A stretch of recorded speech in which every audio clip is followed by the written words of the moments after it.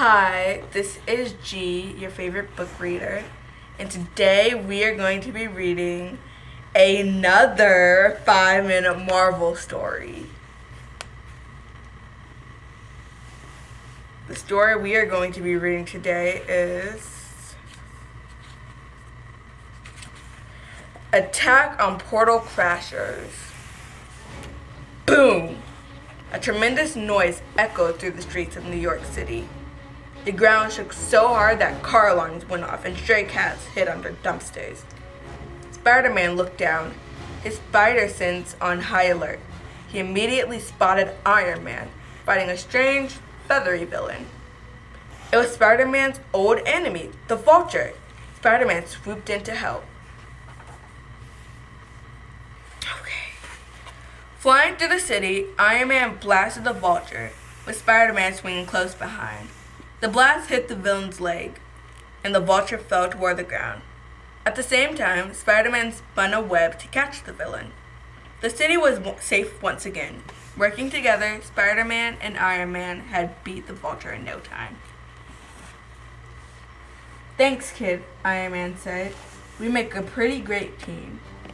"You're welcome, Mr. Stark," Spider-Man said, blushing under his mask. Iron Man, billionaire Tony Stark, was a big deal.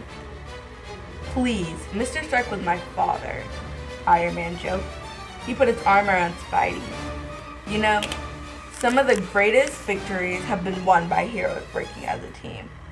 Like the time Cap, Falcon, and I teamed up to fight Hydra, or when Widow and Hawkeye took down AIM.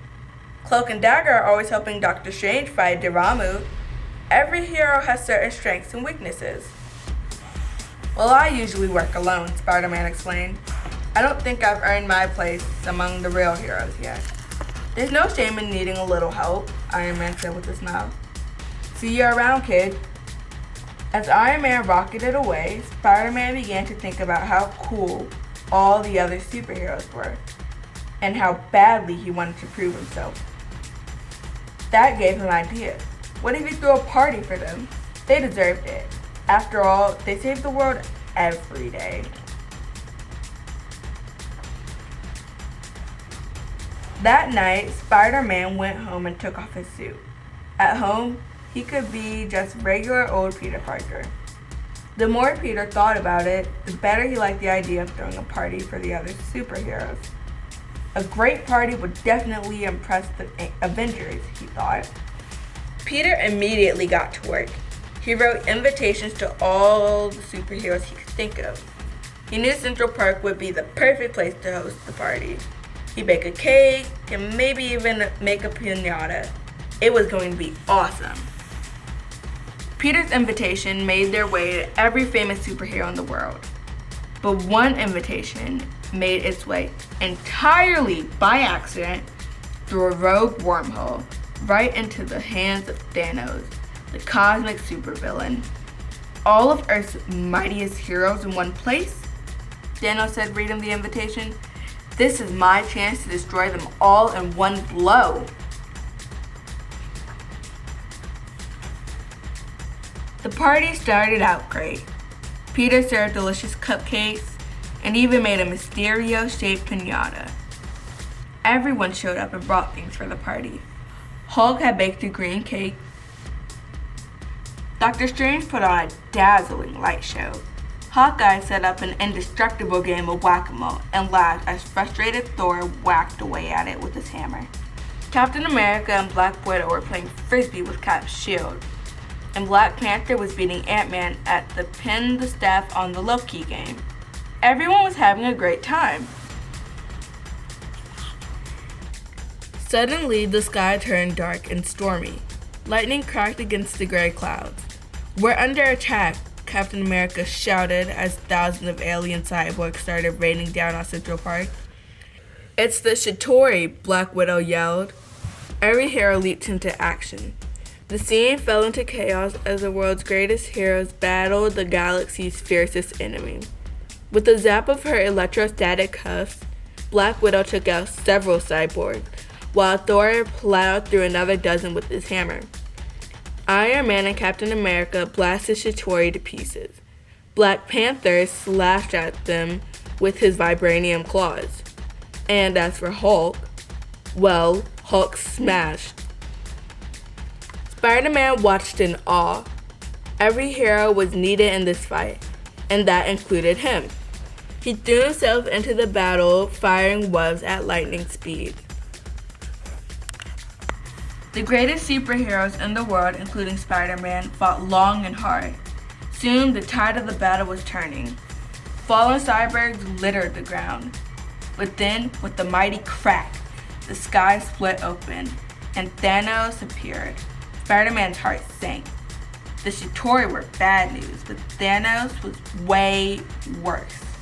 The world was really in trouble now. "I've got him," cried Captain America.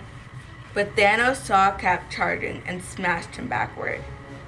Then Black Panther leaped up Thanos, kicking powerfully, but the blow bounced right off of Thanos' chest. Doctor Strange's magic couldn't contain the massive villain, and even Hawkeye's sharpest arrow bounced harmlessly away. One by one, the heroes were defeated. Then Spider-Man remembered what Iron Man had told him. Some of the greatest victories have been won by heroes working as a team. That's what they needed. None of them could defeat Thanos alone, but if they teamed up, "Everybody," Spider-Man cried, "we need to work together." With Spider-Man leading the assault, the heroes all fell in. Each hero brought his or her greatest strengths to the fight. "We need to reverse the portal," Spider-Man realized. "Come on, heroes, let's knock this tough titan into oblivion." When the superheroes worked as one, they were an invincible army. In the fierce battle Central Park had ever seen, Spider-Man and his heroic friends banished Thanos to a far-off dimension in the multiverse. The world was safe. "Teaching me my own words of wisdom?" Iron Man asked. "You're a pretty smart kid." "Yeah, maybe even smarter than you," Spider-Man smiled. "Hey now, don't get crazy," Iron Man replied. Spider-Man had finally won his place among the greatest heroes of the age. But it wasn't on his own. Spider-Man teamed up and saved the world. The end. Thank you for listening to G's Book Club. Make sure to like, subscribe, and click that bell for post notifications. Bye.